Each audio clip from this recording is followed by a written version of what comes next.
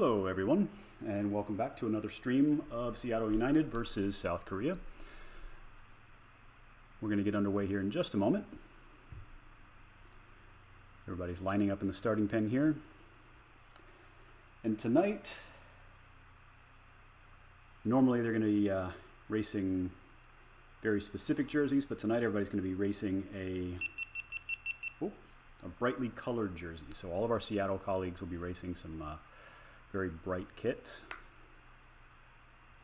so that they can stay together. All right, so we get underway here in about 5 seconds.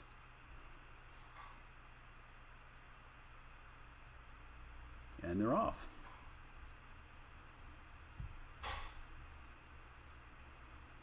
And they're off fast too. It's a relatively small race tonight, so team strategy might actually be very important, very significant here. With only about 10 racers tonight, 5 from each team, give or take, then overall strategy is going to be critical here. And anytime there's a split, it's just going to decimate the entire field. So these guys are going to want to stay together as much as they possibly can. Now, a little bit about tonight's course. This is called Out and Back again. This is a 43-kilometer course, as you can tell by the banner across the top center there. That tells you how much distance is remaining. 43 kilometers, roughly about 26 and a half miles, and these guys will do that in probably about 55 minutes, give or take. This is a lumpy course, so it starts out relatively flat. Where we're at right now is in the simulated desert, and it's pan flat. It's pretty darn close to zero elevation. Of course, I say that and they're doing 2% grade, but that's a false flat, so nothing big there. Starts out nice and flat, and then it gets into the rolling hills of Watopia. If you're not familiar with Zwift, where have you been for the last year? But if you are familiar with Zwift, then you'll know that Watopia is kind of their original world. And I say kind of because those of us that have been doing Zwift for a very long time remember something prior to Watopia called Jarvis Island, which was actually their real initial course. But Watopia is their fictional course based out in the Pacific Ocean, and it's a fake island. If you actually do a Zwift race, the GPS coordinates actually place you smack dab in the middle of the water in the Pacific Ocean. Obviously, these guys aren't racing in the ocean. It's a fictional island. So, Watopia was their kind of starting grounds, and they've built upon that. They've obviously built a number of other worlds as well. But Watopia has been the go-to, and they keep adding to it and adding to it and adding to it. It's a lumpy course in general. So what you'll see after they get out of this flat desert area is they go up some hills. The hills they're going up are going to be relatively tough, and the good news is they're just steep enough in some cases that it does benefit some of our lighter riders, but not always. And that's always the trick, is the way these Zwift algorithms work is very specifically on mathematical formulations around weight and power.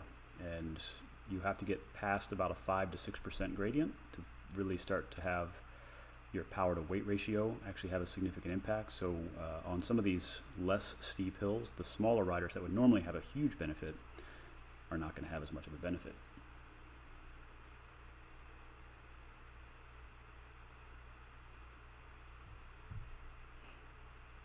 Now these guys are actually going relatively easy pace for their style of racing. I say that, but of course they're crushing 5, 6, 7 watts per kilogram. This can be absolutely brutal and can absolutely stretch out the field and decimate it.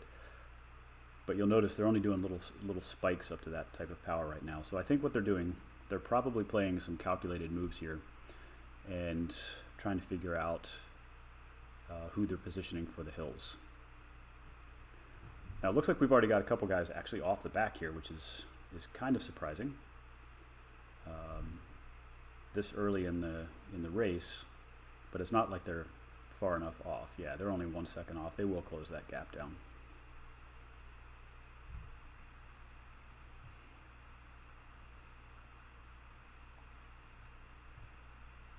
So I encourage anyone who's watching to go ahead and put some comments or questions in the chat field on YouTube.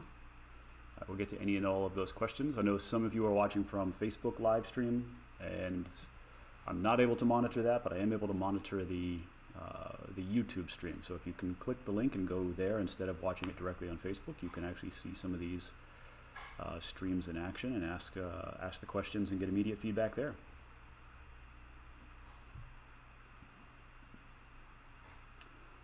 So let's talk about some of the racers we've got. Again, we've got a relatively small squad here on both of these teams. And I can tell you why they're doing a relatively small squad, and that is that this is that season. It's what's called the shoulder season of racing. So this is, we're kind of tapering off of what would normally be traditional race season. And this is the time of the year where people do what they call ride bikes and have fun, or as some others say, this is their opportunity to fall in love with bike riding again. And sometimes when you're racing, it's hard to be in love with bike riding. You get in the headspace of competition, and you spend so much time training for racing that you really forget why it is that you love riding a bike, which is just riding and having fun and seeing beautiful sights. So in these shoulder seasons like this, a lot of times people will take the opportunity, if they have any good weather at all, to get out and do some long rides, usually up in the mountains or in some of the canyon passes to get some of those quiet roads that are nice and pretty. Fortunately for us in Seattle today, we had terrible weather, at least starting off the day, so nobody here really got out to ride in the morning. We had 25, 30 mile an hour winds and downpour. Contrary to popular belief, Seattle does not really have a lot of downpours. We usually have just a steady light rain, especially starting this time of year. So having a heavy downpour with a couple inches of rain falling overnight was kind of unusual. It made riding outside today a little bit tricky. So we do have some folks that didn't get the chance to ride this morning, and here they are on the trainers tonight. Again, contrary to popular belief, Seattle is not raining all the time. We have beautiful weather, probably about half the year. The other half of the year, the weather sucks. But we don't get blizzards. We don't get hurricanes. We just get those pesky earthquakes and volcano eruptions that bury entire cities.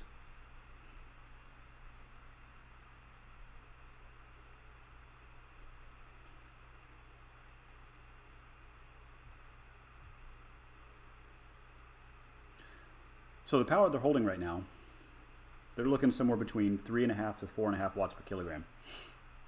And some of these folks are actually holding even a little bit less, sitting towards the back of the pack there. This is actually a relatively relaxed pace for this group. This group has been known to be what I would call insane. Incredibly fast, incredibly powerful, and really aggressive at taking turns blowing off the front. But I don't see anybody really making too many early attacks. And I think, again, this is really just down to the fact that we have a course here that is really, really flat at first. And making those types of breaks right off the bat, it's not going to benefit anybody. It's just going to hurt them prior to the hills. And these hills are multi-minute efforts. So we're looking at 5 to 7 minutes for one of the hills at all-out power, and about another 4 minutes on the other hill. Doesn't sound like much, but when you'll see that some of these folks' heart rate will be pegged over 200 beats per minute for those climbs, you can see real quick that it's actually quite a bit of work. Let's take a look at Boogeyman's. If I can center on him.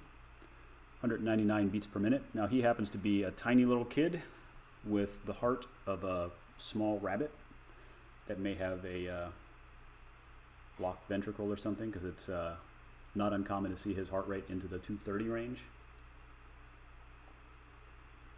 So 200 to 205, that's actually probably close to his lactate threshold. So he can hang out there for a few hours and really not even be stressed. As a matter of fact, he can carry on a lengthy conversation while his heart rate is in the 200s, whereas most people would be winded around 140 to 150. Oh, looks like we got an early attack here. Okay, not sure what's going on there. That's one of our newer riders that's chasing one of the Korean riders.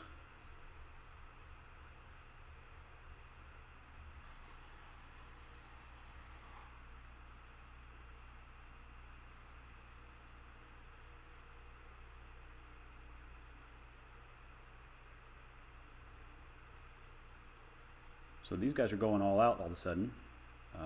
Kind of unexpected.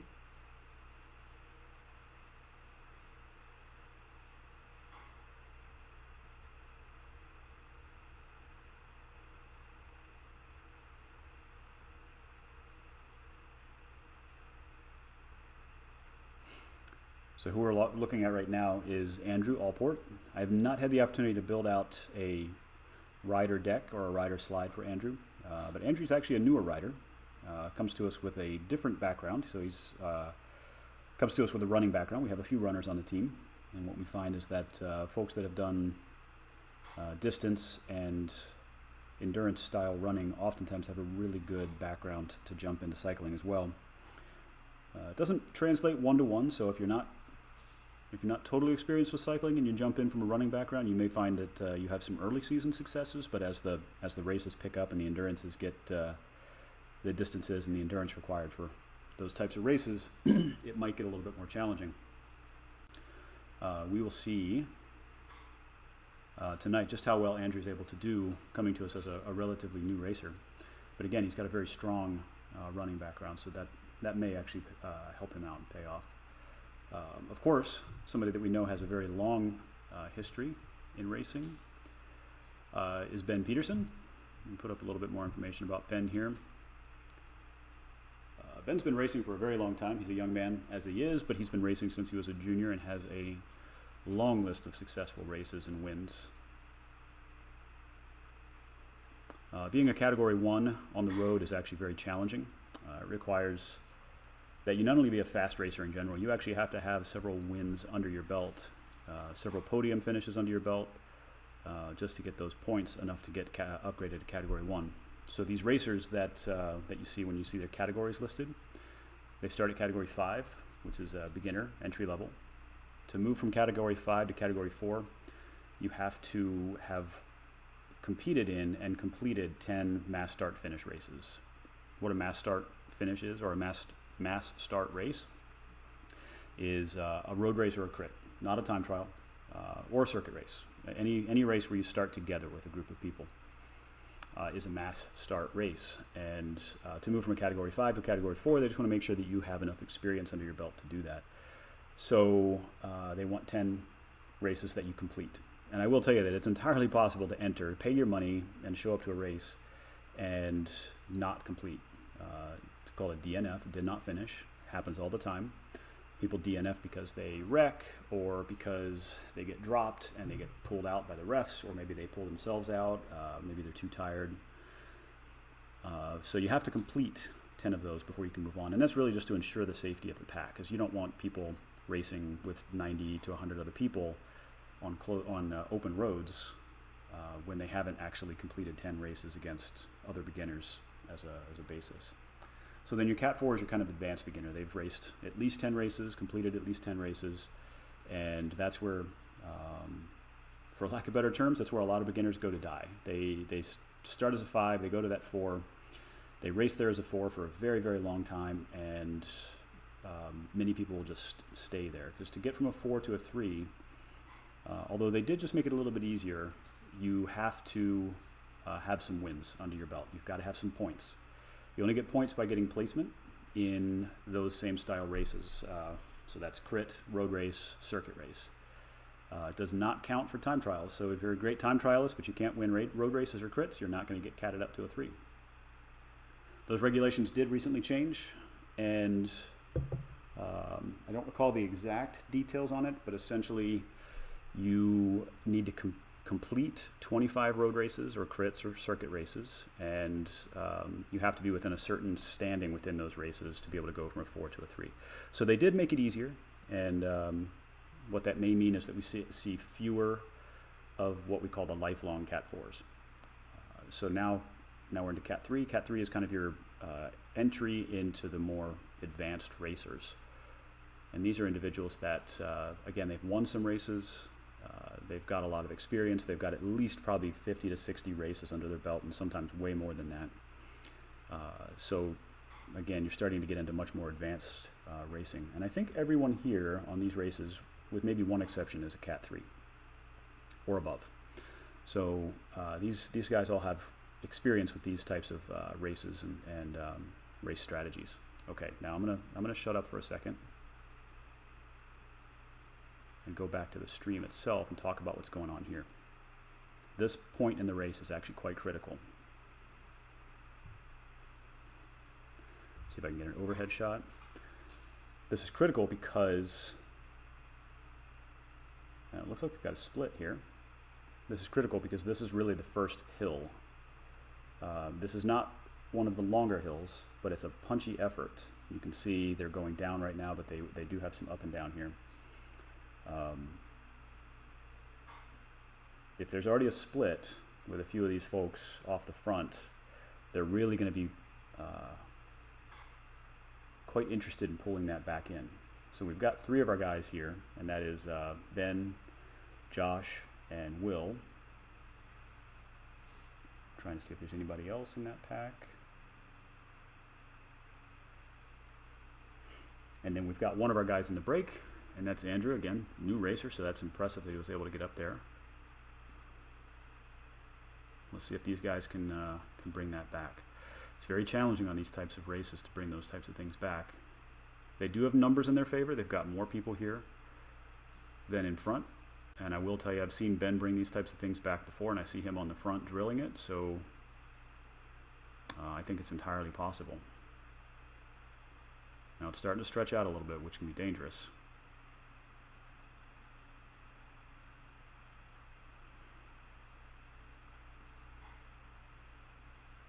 Now, interestingly, on these Zwift races, it's a lot easier to tell what your competition's doing because you can just look to the right-hand side and you can see what their watts per kilogram are. You may not be able to tell exactly what their wattage is, but you can tell what their watts per kilogram are. It's on the right-hand side in those green bars. And you can see if somebody in your pack is really drilling it, you know that they may be going for a quick breakaway, and you may need to chase that down. Speaking of chasing it down, it looks like they're doing a good job of bringing in that pack again.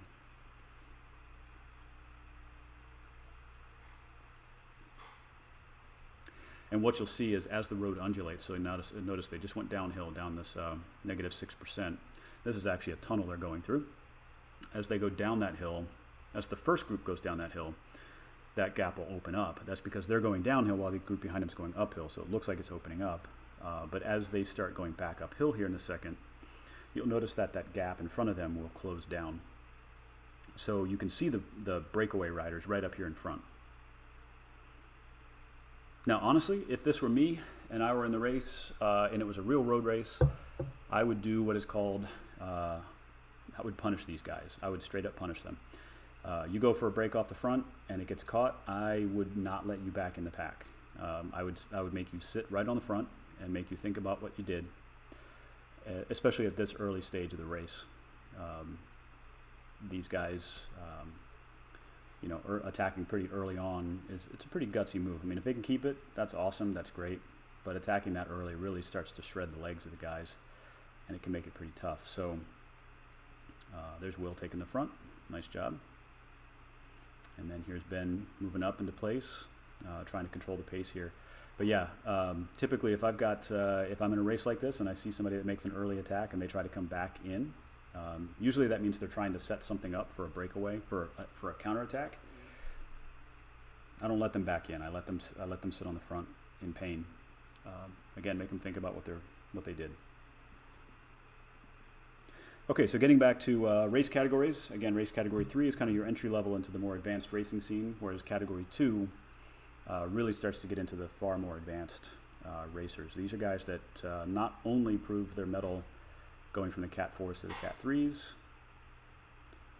but also have really also had to win races going from Cat 3 to Cat 2. Now, a lot of people can win races in Cat 4s. A lot of people that are, air quoting here, of course, sprinters. A lot of times people will declare themselves a sprinter just simply because they can't climb, or they'll declare themselves a climber just because they can't sprint. But you'll get a lot of so-called sprinters in the Cat 4s, and they'll win some Cat 4 races, and they'll get enough points to move up to 3s, and then they'll realize, oh, everybody else that did the exact same thing, who also sprints pretty much the same as I do, is also in the Cat 3s. Now you have to compete against all of those guys too. So to actually win sprints in the Cat 3s and move up to the Cat 2s, You actually got to be able to sprint, and you've got to do it legitimately. So again, you find a lot of folks that kind of languish in that no man's land in Cat 3s because they could sprint fine for the Cat 4s, but they find themselves competing at a different level in the Cat 3s. So to get to a Cat 2, you've got to win these races, which means you've either really got to sprint or you've really got to be able to climb and get up to those 2s. And of course, going from a 2 to a 1 is even harder, more points to get, more competition, and highly selective. So that's the type of competition you see. When you see these guys say that they're a Cat 1 like Ben is, that's what that means. Now, speaking of Ben, I asked some of the team members today what they do about nutrition. I thought maybe we could talk about that today on this racecast, nutrition.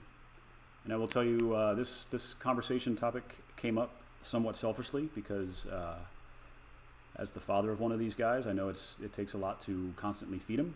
And I can tell you that Will's, aka Boogeyman here, Will's nutrition needs are that he has roughly a 3,000 calorie basal metabolic rate, which means just sitting still, he burns about 3,000 calories a day, has about 4% body fat, and on any given ride will burn anywhere between 700 calories and 5,000 calories.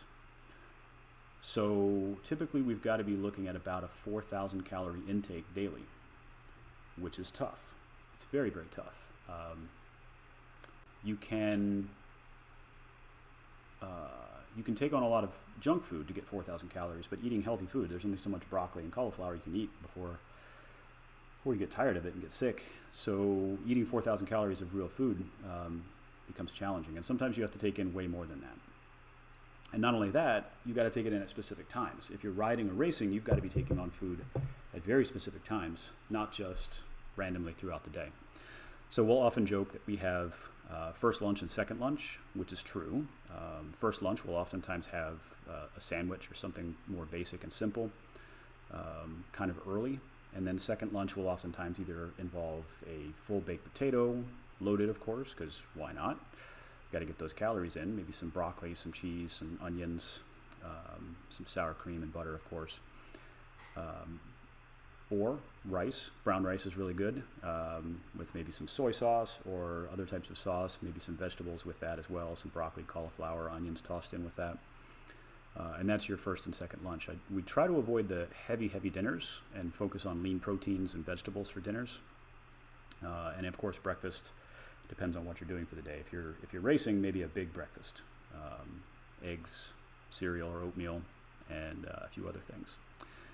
But let's talk about Ben. So Ben says here that before or during or before a ride or prior to a race that he will of course eat a big breakfast. And then while racing or riding, he'll aim for one piece of solid food every 45 minutes. And that's an important distinction. There is, strangely enough, liquid food when racing a bike. You will see riders taking out gel packets, and that's essentially liquid food. It's sugar in its purest form, in a couple different varieties, with flavoring.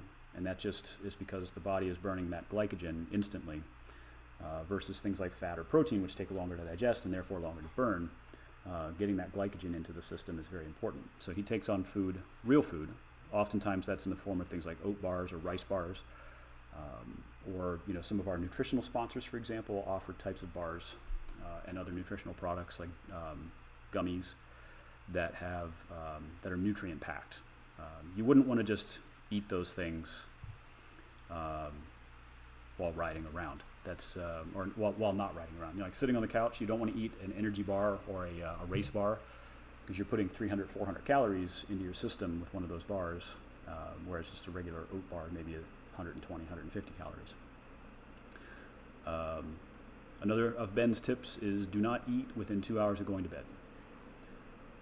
That's true. A lot of people report that that's very important for them.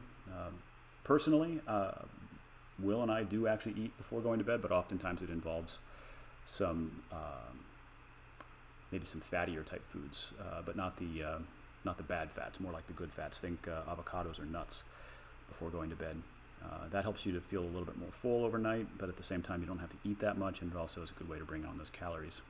But some people don't necessarily want or need to bring on additional calories, and therefore they will avoid eating before going to bed. Of course, Ben also mentions avoiding processed foods within reason. I'd love to say I'm avoiding processed foods, but I've got a bag of candied corn sitting right behind me thanks to my girlfriend, and I can't avoid those, and neither can Will. But we'll just assume that that's the good sugars, and we can eat those, and it'll go right through us. And most of these folks actually have very specific things within their bottles themselves as they're riding. Even on Zwift, when they're racing on Zwift, they'll put some things in their bottles. Usually some sort of electrolyte product, because you do sweat quite a bit. Okay, here we go. Here's a nice attack. Let's watch this. Lots of power coming out here.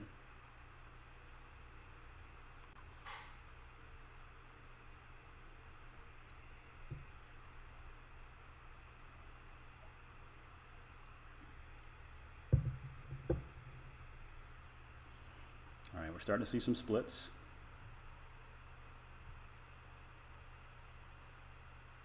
It's really just getting stretched out. If anybody's getting split here, they can in fact close these back down. So let's hope the boogeyman can grab onto that wheel.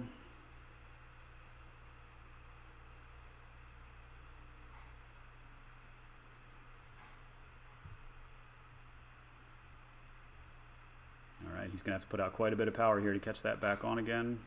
I think he can do it if he works hard. If not, we may see that Will's race is kind of over. And that's okay. That happens. Even in the pro field, you'll find that that people get shelled, and it happens. And I think that's what we're going to see here, is that it looks like this might be the end of Will's race.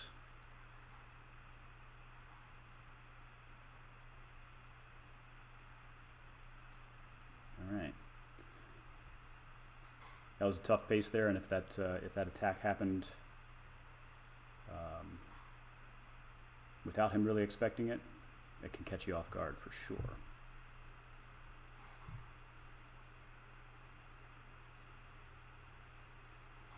And you'll see those gaps open up real fast, so there's almost nothing you can do to close that type of thing when you see it open up.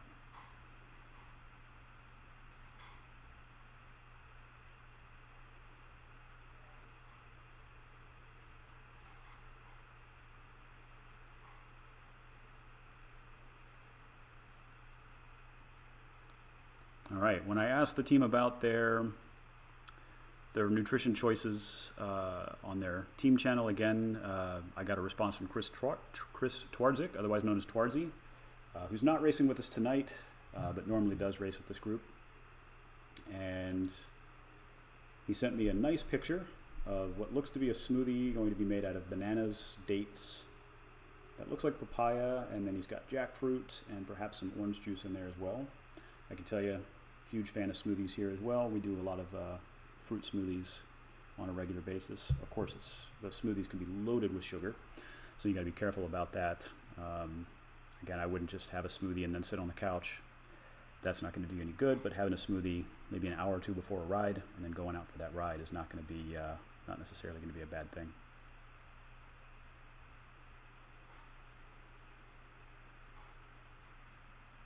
And I've got a question from Andrew Austin. How reduced is this group? This is actually a small group anyway. So it only started out with 11 riders, 12 including myself, but I wasn't actually racing. So it looks like what you've got here is the pack has come back together.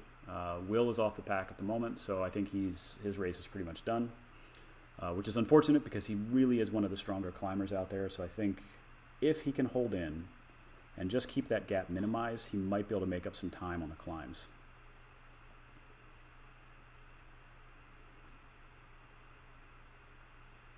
Normally these races can be 20 to 30 people instead of just 11. But again, because of the time of the season, it's just one of those odd times. As we start getting into the training season, as I mentioned earlier, this is part of the shoulder season where you've got folks who are just kind of tapering off of the end of race season and maybe getting ready to start training again, and they're just spending time enjoying riding bikes. It may be hard to get folks to sit on a trainer for an extended period. Yeah, and Andrew's comment is that 12 riders is rough. Yes, it is. It's very rough because as soon as a gap opens up, it's just done. There's nothing you can do about it. Because oftentimes if you have a person that gets shelled or dropped out of the back, that's it. You're done. There may not be anybody that that falls back with you, and that's just it's unfortunate.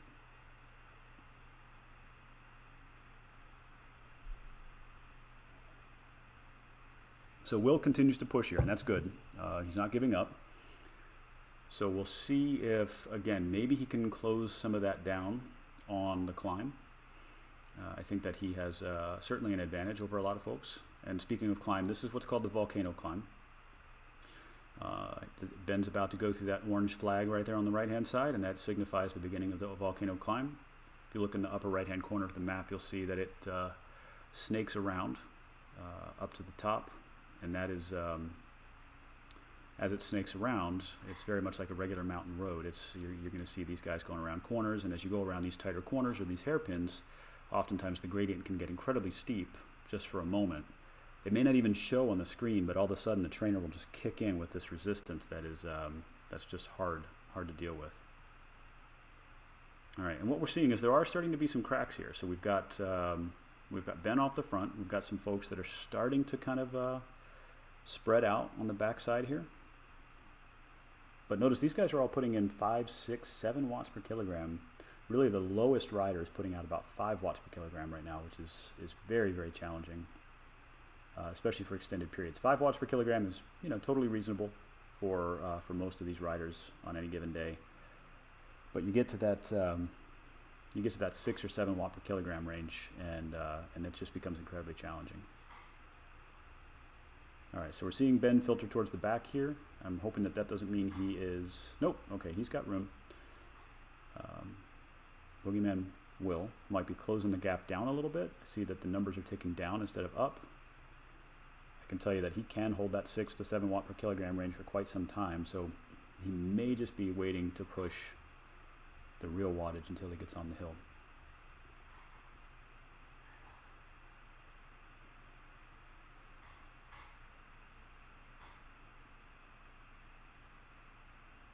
And I hear him shifting through his gears. You may not be able to hear that here, but I can hear it.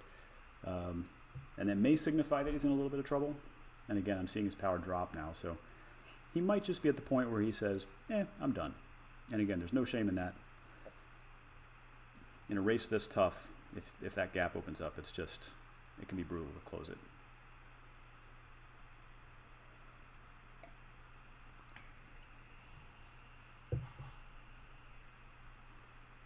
All right, so unfortunately those gaps are starting to happen a little bit more.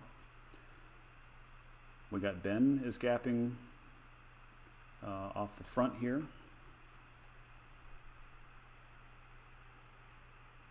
Yeah. Comment in the comment field here. Oh my God, the sustained watts. Yes, indeed, the sustained watts are pretty brutal. These guys are absolutely no joke whatsoever.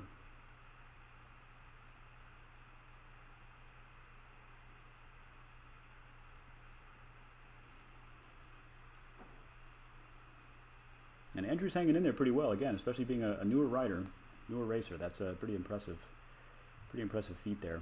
Now let's look up at Josh here. Josh is actually a really solid rider, and really he's one of those rare individuals that has the ability to both sprint and climb.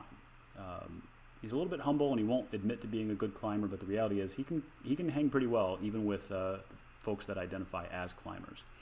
So having him up towards the front is definitely going to be a positive thing, because when the chips are down, one of the things I'll show you here is Josh's weight.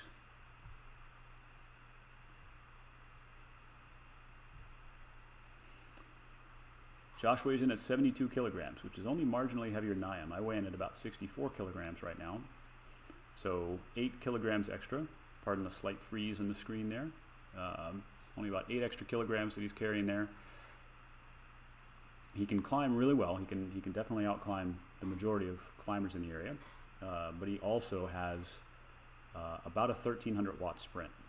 which for a guy that size to have a 1300 watt sprint and just a local, as a local guy, that's pretty darn impressive.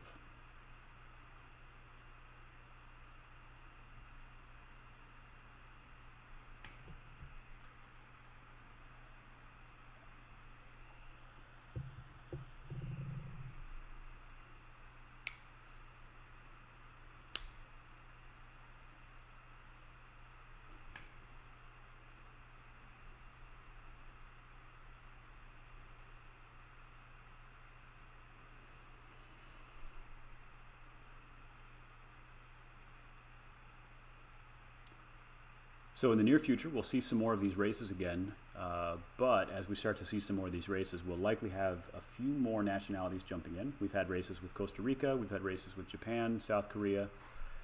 We've even had some races with some local legend teams, such as Legion. I think maybe in the future we'll see if we can get a hold of some of those teams, some of the more local teams again, and offer to compete. Maybe state to state. Maybe we got a little grudge match going with California, or a grudge match going with Illinois or Virginia or someplace like that. See if we can bring some competitors to the table.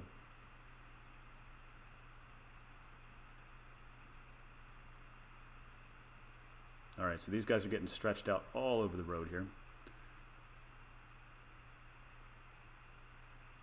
Again, Josh is doing a great job holding that sustained power.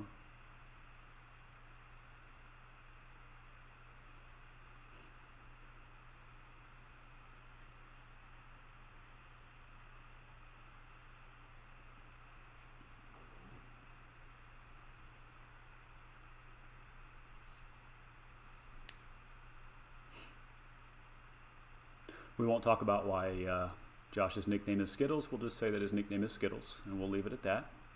If you have an imagination, feel free to imagine things. I will tell you that, I think I mentioned this last time around, one of Josh's favorite pre-race foods is red beets. And there's a lot to be said about red beets and the nutritional value in them. I happen to love red beets. My girlfriend happens to love them. My Will happens to love them, and we happen to be out at a corn maze and pumpkin patch today, and they had some amazing fresh vegetables, and I was so shocked to hear my girlfriend's daughters scoff at red beets. They're amazing, and if you pair them with like some goat cheese, they're delicious, and they're good for you, and they have all sorts of benefits for your heart and your muscles. All right, so there's the top of the climb. That is a no-joke climb. Now here's the thing. See what happened to the person that was right behind Josh there, and that was Ben. As soon as you crest that hill, if you keep the power on, you just open that gap up unbelievably. So it can be a make or break moment. You go through that barrier, and you'll see real quick what can be done, just how much of a gap can be opened up.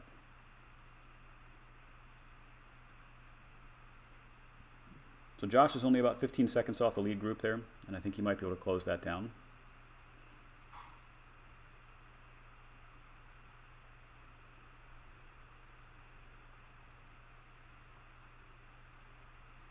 Now, interestingly, watch these figures here. Top right-hand corner there, we've got the gradient that's heading down, minus 10%. It was at minus 12% for a moment. Now, there's a little trick on Zwift. If you happen to be a smaller guy, this really can play in your favor. You can get into the Aero Super Tuck. Now see how these guys are all sitting on their virtual top tubes, or many of them are. Actually, Josh was. Sitting in that top tube will get you into the Super Tuck. And the way that works is essentially, as you're going down some of these steeper hills, once you cross a certain speed, if you stop pedaling, your avatar, your person, gets into the Super Tuck, which is that getting onto the top tube. And that makes your guy accelerate a lot faster and go a lot faster on these downhills than if you were to just pedal. And that's really important for these lighter guys. Josh is relatively light, and when you are when you're a light guy going down these hills, the heavier guys are automatically going to pull away from you. They can be putting out 0 watts, and you can be putting out your FTP, or your functional threshold power, going down these hills, and you'll find that they're pulling away from you. They're not working, but they're pulling away from you, and you're giving your functional threshold power. If you stop and do exactly what we're seeing here right now, just stop pedaling You'll get into that super tuck and the speed will pick up and you can cruise right along with these guys, no problem. And you don't have to put on any power, which is a blessing, because on these Zwift races, if you're able to conserve any energy whatsoever, it's a blessing.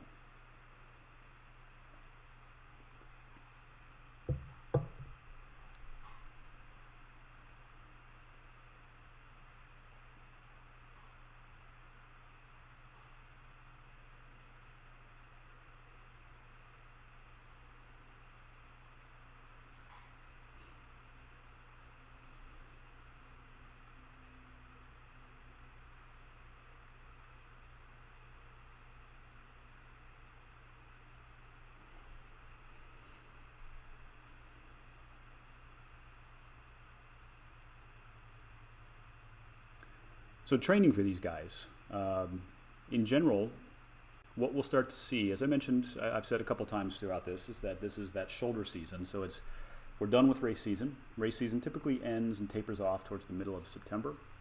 You may have a few races that go on into October, but those are more just kind of, friendly races or just, that they're end of season. They may be a little bit competitive, but for the most part, people are starting to taper off. So if we're in October and you're racing, it's a very, very late season race. So most of these guys right now are getting into their, going to start ramping up for their training for next season. So what does training look like for these guys? A lot of them will work with a coach. Not everybody works with a coach. And the coaches might be seasoned cyclists themselves. They may just be athletes. They may, have a couple race seasons under their belt, but they know how to train people, train individuals. Some of them are retired professionals. Some of them are active professionals.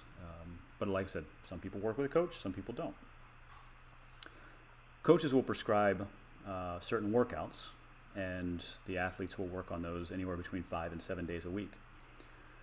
So as they're tapering off this race season, they'll take a few weeks to just kind of re-energize and kind of fall in love with their bike again. And a lot of times people will even take a few weeks off of their bike. They'll put it in the corner and say, I'm done with that for now. Maybe I'll do some cross training. Maybe I'll do some weightlifting. Maybe we'll do some swimming or something else to kind of take the mind off of the bike. And then they'll get back into training season. Let me pause for a question here. I see one from the Seattle Cyclist. Do you think training for Zwift races is any different than training for real-world racing? Seems like a lot of threshold work is needed to be competitive. Yeah, I think the training for Zwift racing is dramatically different. And, there's a concept of training by racing. And what that means is you don't actually do a whole lot of structured workouts. You kind of ride throughout the week, but then you race on the weekends, or maybe race on Tuesday, Thursday nights and the weekends. And that's how you get fit. For some people, that works really well. For a lot of people, it doesn't work really well.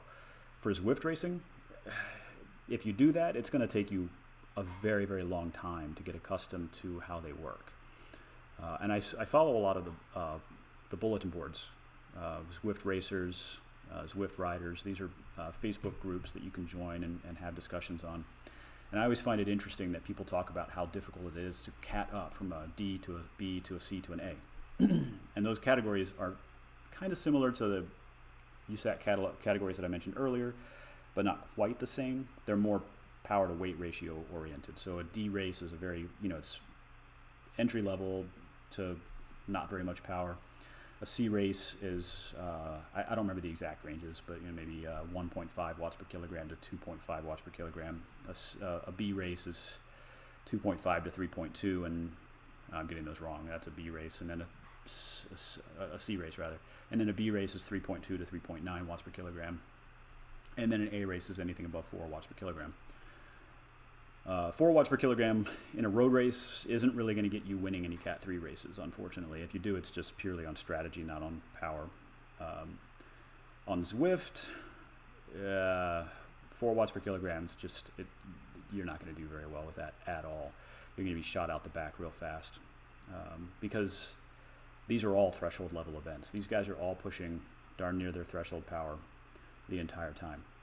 Now, that being said, there's a huge gap back to Will at the moment, but if you notice, they're not putting out very much power in the pack, and if he was smart, right now would be a great opportunity for him to just go ahead and drill it and maybe, just maybe, catch back on. There's no way he's closing a 7-minute gap. I mean, I'm optimistic, but I'm not crazy. So yeah, back to the question. Training for Zwift races, totally different. You definitely have to be prepared with threshold level efforts. My personal recommendation for training for Zwift races is do Zwift races, but also stick with your regularly structured training. Your regularly structured training is going to help you with those threshold level events, even though in no training should you ever be sitting at your FTP for an hour or an hour and a half. That's just painful and insulting to your body. But these races are just that. You're doing threshold level for an hour and then spikes all throughout. I have found that it can make you incredibly fast, which is great. But it's also really painful. And honestly, I think if you do this on a regular basis, if you do Zwift racing, I think it's very important to give your body the rest that it needs, as well as your mind.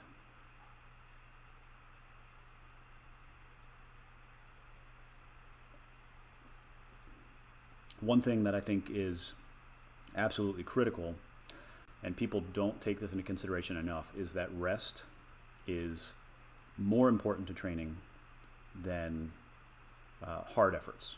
Way more important to training. That's when your muscles make the adaptation. That's when your mind is able to recuperate and find joy in it. If all you're ever doing is pushing yourself, A, you're potentially likely to injure yourself, and B, you're not going to enjoy it unless you are constantly seeing results, and that no human being can do that. Resting is incredibly important, and Zwift racing never gives you that opportunity. I can go do a road race, work for a teammate, and average 150 watts over a 2-hour, 3-hour road race, and at the end of the day, I'm like, that was a little more than a challenging group ride. You can't do that in a Zwift race. And if you can, why are you doing it in a Zwift race? You may as well just be doing a Zwift group ride or a Zwift workout, right?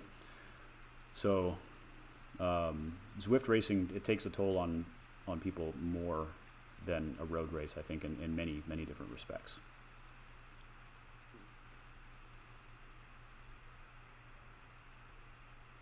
Another thing I heard, and I don't remember who it was that said this, maybe it was on Dylan Johnson's podcast, which if you don't already subscribe to Dylan Johnson and you're a cyclist, you really should.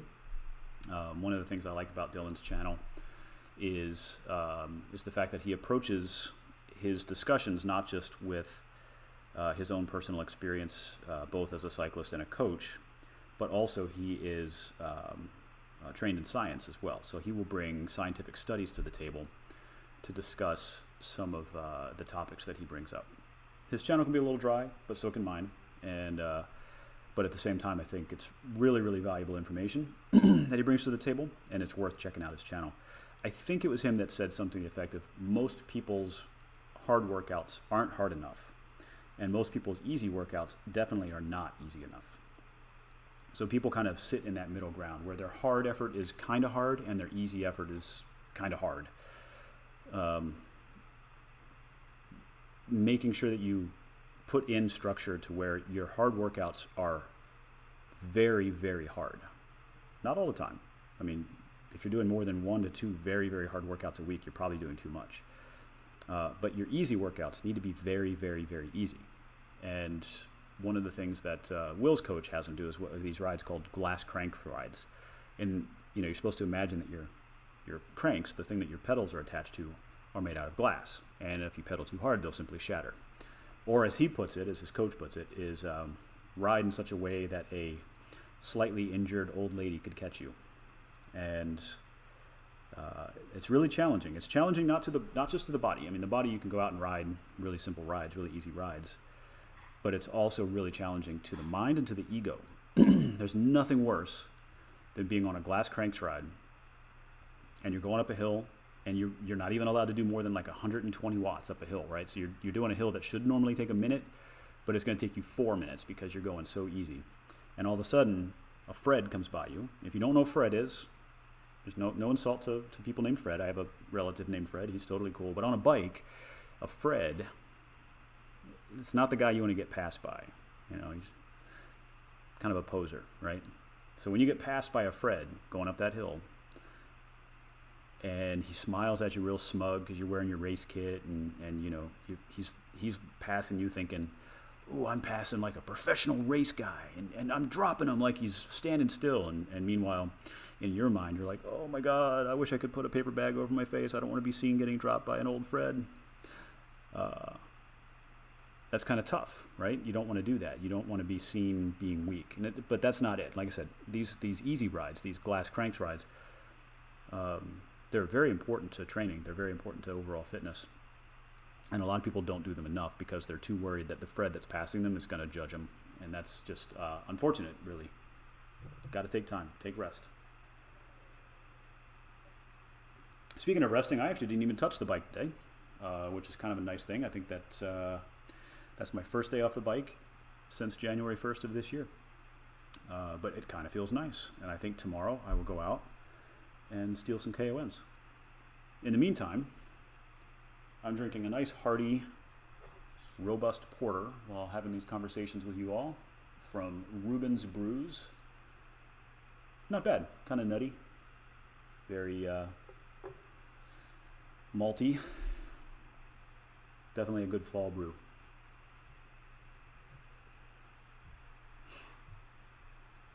All right, let's get back to this stream here and see where some folks are.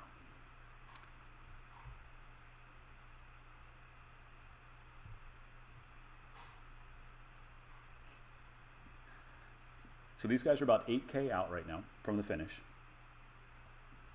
7K for our leaders. The leaders have about a 1 minute gap. And then behind that we have Josh, who's leading up the chasing group. Again, incredibly strong. They're gonna hit another hill here shortly. Correction, they're already on that hill. This is the Zwift reverse KOM, if you look at any of the Strava segments.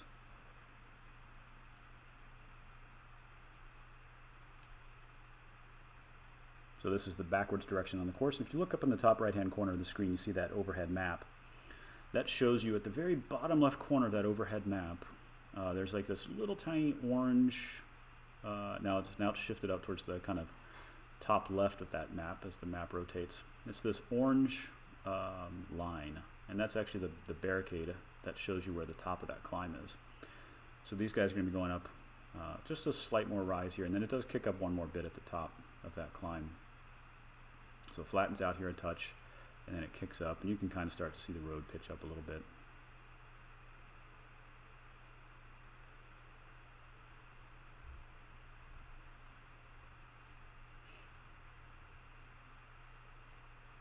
So this chasing group has stayed pretty well together. Got several people off the back.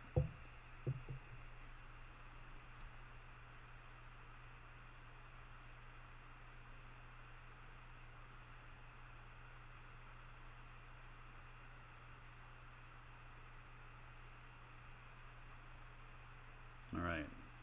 Josh is making a slight move there, maybe to close that gap. I always find it interesting on these Zwift races that, you know, on Zwift in general, if you're just going out for a regular ride on Zwift, there are various KOMs or King of the Mountain areas, such as the place that they just passed through. There are sprint sections. There's all sorts of virtual Strava KOM sections. And I always find it interesting that even on races, people sometimes will give that last little bit of energy to get up to that KOM faster than somebody else. It's interesting. You're not getting any extra points for that or any extra, bonuses for that. There's no preems on these. You don't get free socks or free beer out of it. But what you do get is sometimes a little bit of separation. Now I see that Andrew's kind of gone off the front of this group here. One of the things that I would think would be really beneficial for him to do is to specifically stay with this pack. I think attacking and putting in this kind of dig doesn't really make a lot of sense.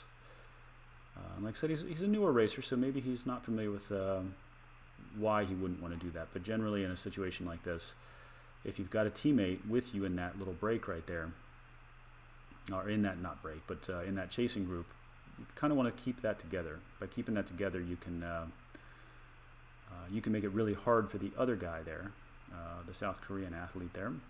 You can oftentimes make it very, very hard for him to compete in the final sprint.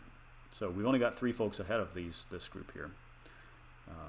By keeping the chasing group together, those 3 may be able to compete for 4th place. And on top of that, by having 3 riders back, if you're all able to rotate, if the folks in the front lose interest in going really hard, then what you may wind up finding is that the second group has more motivation, and if they're able to rotate and work together, then they can actually chase that first group back down again. But as it is, what's happening is Andrew's gone off the front of that group and is putting out a lot of power to try to chase that first group down. If he makes it, which he's only got about 3 more K to go, he's not going to close a 1 minute gap in 3 minutes, or in 3 kilometers rather. But if he were to make it, by the time he gets up there, he's going to be very, very tired. If he doesn't make it, and this chasing group chases him back down, then he's going to be very tired. By the time he gets pulled back into that group, he's going to be quite tired. Now I see that the chasing group here is actually kind of giving up the chase, perhaps, for a moment. We'll see.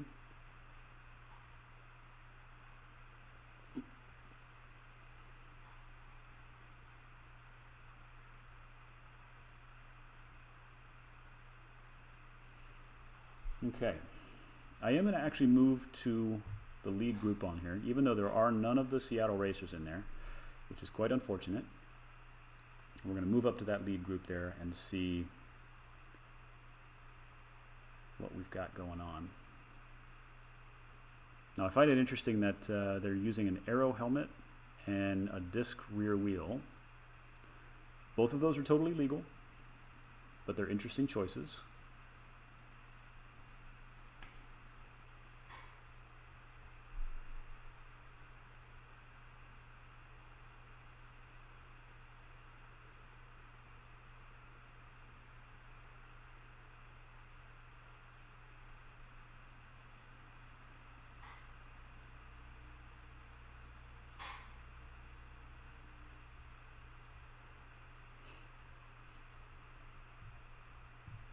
All right, so the reality is these 3 guys are all on the same team essentially.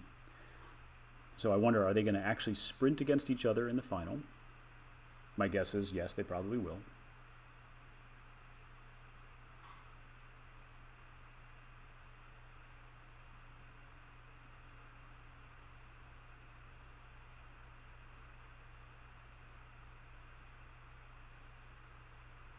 And we see a small attack going off the front there.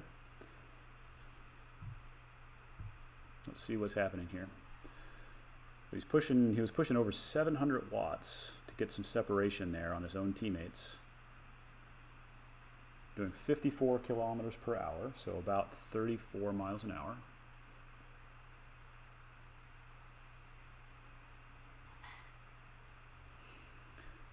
Now on the screen, you'll see that he's out of the saddle and rocking that bike side to side. Sadly, the trainer has no way of knowing. Well, it does, but they don't calculate guessing as to whether or not the person is out of the saddle or not and shaking side to side. They base that kind of on power. If they see a sudden spike, they just kind of assume the rider's getting out of the saddle, and they'll just kind of represent that. One of the cool things about Zwift is they do try to represent the body types of the individuals as much as they possibly can, in as much of a balanced fashion as they possibly can. And one of the things I'll do is I'll shoot over here to Will and see if I can get a side profile view of him. Anybody that knows Will knows that those look like his forearms and his upper arms. There's nothing there. And those also look an awful lot like his waist. Again, nothing there. So when you drive or ride by some of these avatars on Zwift, and you see them looking buff and toned like that, you can see this guy's doing 6 watts per kilogram is 420, so he's 70 kilograms. 70 kilograms is about 162 pounds. 162 pounds. I don't know what his height is. Yeah, he just rolled across that line. He didn't need to sprint. But they're representing him as, relatively buff kind of dude, which he probably is. I mean, let's face it, most of these cyclists, especially the ones that are doing racing at this level, these are all kind of incredibly fit guys. These are not couch potatoes.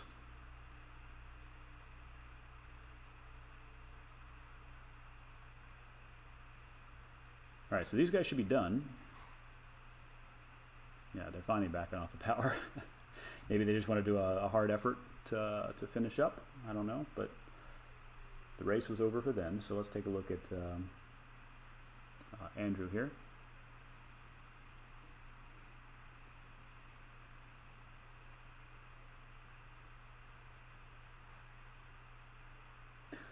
So I predicted this would take about 55 minutes. It took just about an hour, almost on the dot, for this race to go. So the question I would ask is, why did it take so long? And I know that's just it sounds like a bad question to say, why did it take so long? 55 minutes is probably what I would have expected if the group were going just all out. But I did notice that there were some points that the groups were kind of settled into a more moderate power. So I suspect that if the field were larger, they would have been able to have put out a little bit more power and probably a significant higher speed.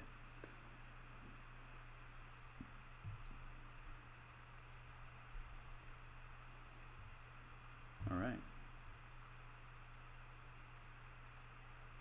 So it looks like we're wrapping up on these guys here. One last little dig there for Josh, because he likes to just do some sprinting every once in a while, though it's not his full level sprint. We'll see if he digs in. I think he just did enough to get a little bit of separation.